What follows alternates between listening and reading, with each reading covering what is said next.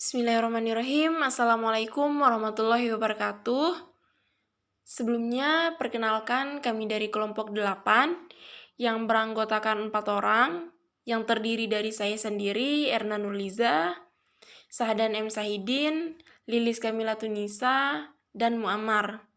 Di sini kami akan membahas tentang non-performing finance di lembaga keuangan syariah.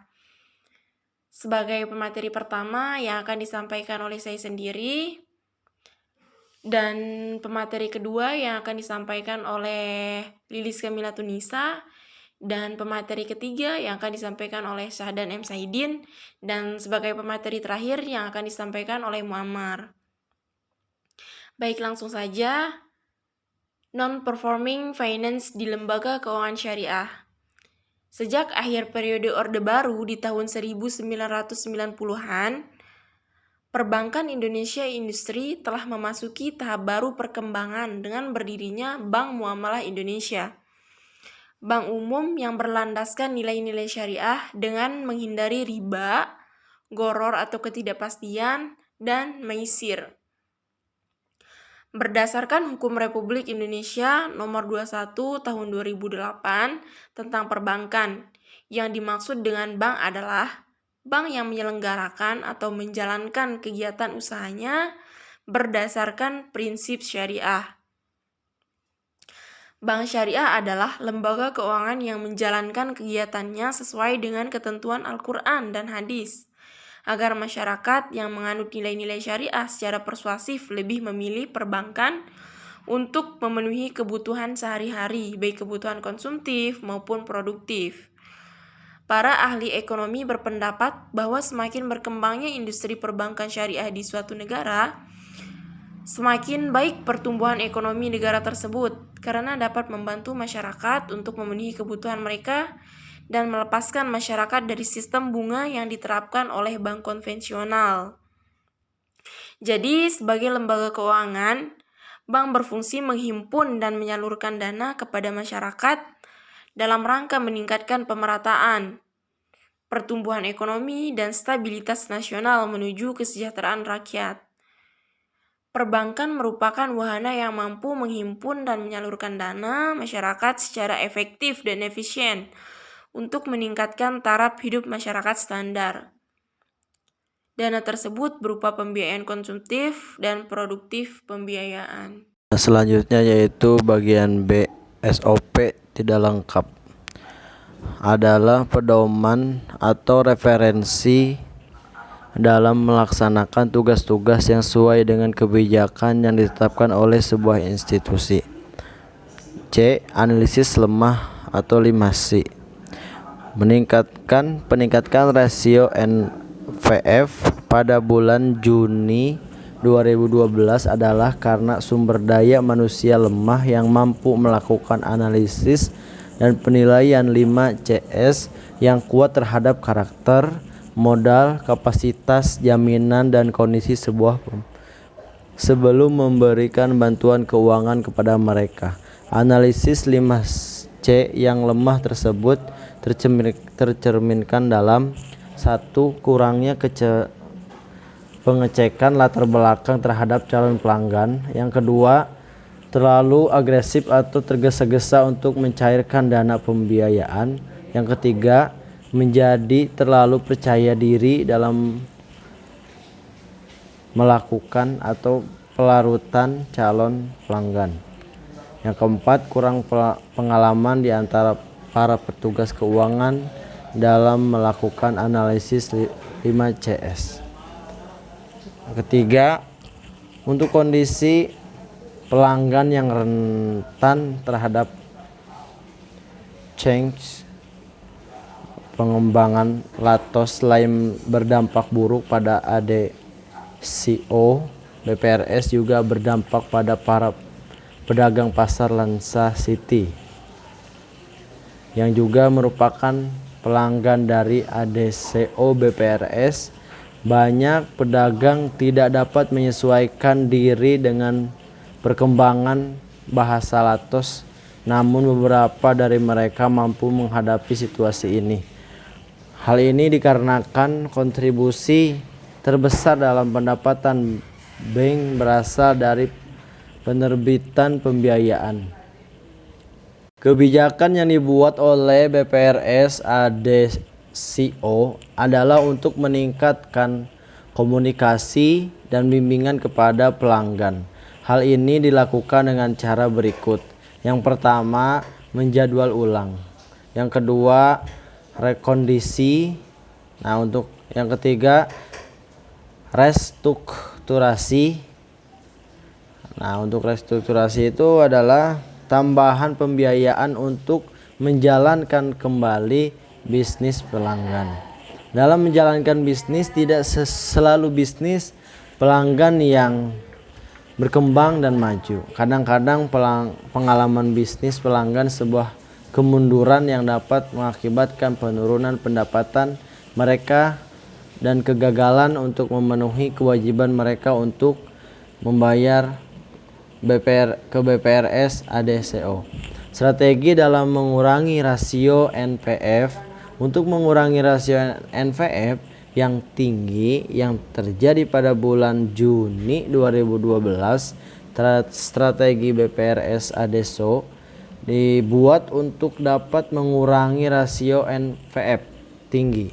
Strategi yang dibuat adalah sebagai berikut. Yang pertama yaitu meningkatkan manajemen keuangan perbankan. Bank Indonesia atau BI akan menurunkan suku bunga acuan bi rate sebesar 25 basis poin menjadi 9,25% dari sebelumnya. Untuk bagian A yaitu ada SOP perbaikan. Nah, untuk SOP perbaikan, yaitu strategi pertama adalah meningkatkan SOP mengenai pembiayaan. BPRS ADCO meningkatkan SOP dengan membuat tabel bunga lengkap yang berhubungan dengan tahap sebelum memberikan pembiayaan kepada calon pelanggan. Nah, untuk analisa 5C sendiri itu ditingkatkan. Bank Indonesia atau BI menurunkan suku bangsa acuan bi rate sebesar 25 basis poin menjadi 9,25%. Nah, metode yang dilakukan oleh pendanaan dalam BPRS ADCO adalah sebagai berikut. Yang pertama yaitu wawancara pribadi. Hal pertama yang dilakukan oleh AO adalah untuk mendapatkan pelanggan pembiayaan yang benar-benar layak diberikan pembiayaan dengan wawancara klien pelanggan. Mungkin itu saja yang bisa disampaikan. Terima kasih. Bismillahirrahmanirrahim. Di sini saya ingin melanjutkan tentang non-performing finance di lembaga keuangan syariah. Selidiki tingginya NPF Kredit Mikro Bank Jatim Cabang Mojokerto dari tahun 2012 sampai 2013 dan strateginya untuk menurunkan NPF. Kemudian menurut Safitri menemukan bahwa Bank Jatim Cabang Mojokerto dulunya memiliki manajemen risiko kredit yang buruk. Jadi, kredit bermasalahnya meningkat selama periode tersebut. Untuk mengatasi hal ini, bahwa Bank Jawa Timur Cabang Mojokerto ini menerapkan beberapa strategi yang meliputi secara aktif melakukan pengawasan terhadap Dewan Komisaris dan Direksi, pengaturan kredit yang ketat, kebijakan dan prosedur, membangun sistem informasi yang baik, memperkuat kredit manajemen risiko, dan mengendalikan risiko kredit. Kemudian, menurut Azhar Syah dan menurut Arinal, menunjukkan bahwa faktor penyebab kesulitan pembiayaan murabahah berasal dari yang pertama nasabah, yang kedua internal bank, dan yang ketiga itu faktor fiktif. Kebijakan yang diterapkan sangat komprehensif, mulai dari pencegahan sampai selesai. Penyelesaian teknis dilakukan di tempat metode panggilan pengadilan, penagihan, restrukturisasi, penjualan agunan, dan penghapusan serta ketentuan denda.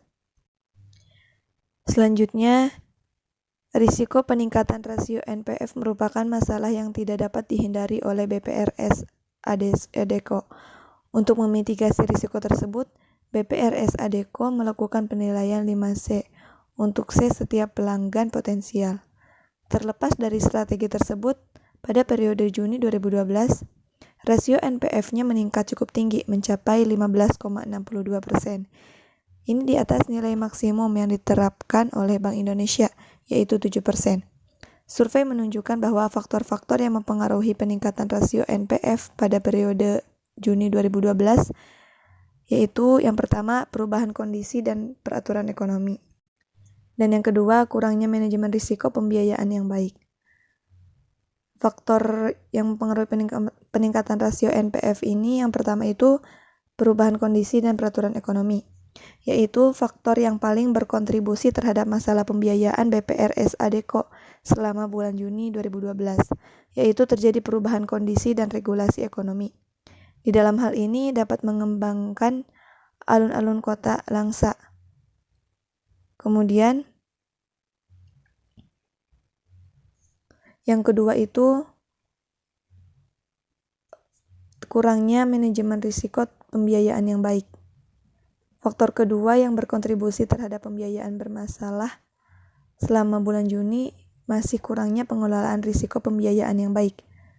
Ini termasuk kurangnya diversifikasi dana, pengelolaan portofolio keuangan yang buruk, SOP yang tidak lengkap, dan analisis 5CS yang lemah. Kemudian kurangnya diverifikasi segmen dana survei mengungkapkan bahwa salah satu faktor penyebab tingginya rasio NPF adalah kurangnya dana yang terdiversifikasi karena segmen pasar pembiayaannya terlalu terfokus pada satu segmen tertentu, yaitu UKM, usaha kecil menengah.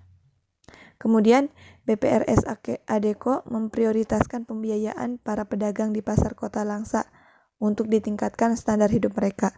Namun hal ini berdampak negatif bagi bank, yaitu peningkatan pembiayaan bermasalah pada Juni 2012. Jadi ketika segmen itu mengalami kendala, BPRS ADECO ini tidak mendapatkan retur dari nasabah tersebut. Mungkin cukup sekian penjelasan dari saya. Maaf apabila banyak salahnya. Kemudian akan dilanjut oleh teman saya. Baik, selanjutnya segmentasi pasar variabel. Resiko pendanaan ini dapat dihilangkan oleh BPRS ADECO. Tapi BPRS ADECO dapat meminimalkan resiko ini melalui berbagai segmentasi pasar. Adapun salah satunya adalah segmentasi pasar BPRS ADECO di penyaluran dana kepada publik, seperti PNS, karena PNS memiliki kepastian tetap dan gaji setiap bulan. Dengan demikian, kemungkinan dari resiko pembiayaan akan berkurang. Yang selanjutnya, pembayaran insentif, yaitu sebuah sistem pembayaran harian akan membuat beban dan tanggung jawab pelanggan merasa lebih ringan dan lebih kecil dengan mengurangi jumlah diangsur presentasi dari ADECO BPRS untuk mendapatkan kembali piutang mereka atau piutang pelanggan akan lebih besar. Dengan demikian, strategi yang dibuat oleh BPRS ADECO untuk mengurangi rasio tinggi NPF yang terjadi pada periode 2012 akan berhasil. Nah, selanjutnya yaitu yang kedua, memperkuat sumber daya manusia dalam manajemen risiko dan perubahan. Peningkatan mutu sumber daya manusia dilakukan dengan mengadakan pelatihan internal pada produk perbankan syariah, perbankan risiko manajemen, kendala dan peluang untuk perbankan. Pelatihan yang dilakukan oleh BPRS ADECO bertujuan untuk meningkatkan kualitas, sehingga dengan meningkatkan kualitas HR, keuntungan juga akan meningkat. Adapun bahan yang dibahas dalam pelatihan tersebut diantaranya yaitu penyelesaian pelanggan bermasalah, customer settlement service, etika kerja, dan produk yang relevan dengan perkembangan usia. Dan yang terakhir, manajemen bantuan kepada pelanggan. Bantuan konsultasi manajemen adalah bantuan dan profesional manajemen yang ditawarkan oleh bank kepada pelanggan dalam manajemen dan bisnis pembangunan. Bank juga menyediakan konsultasi dan bimbingan untuk memotivasi pelanggan agar lebih antusias dan tidak pernah menyerah dalam menjalankan bisnis mereka. Ini dilakukan oleh BPRS ADECO karena 70% pelanggan dari UMKM yang mayoritas tidak mengerti manajemen. Oleh karena itu, bank menyediakan konsultasi dan bimbingan tentang masalah ini, sehingga memiliki dampak yang baik pada pelanggan dan juga untuk bank.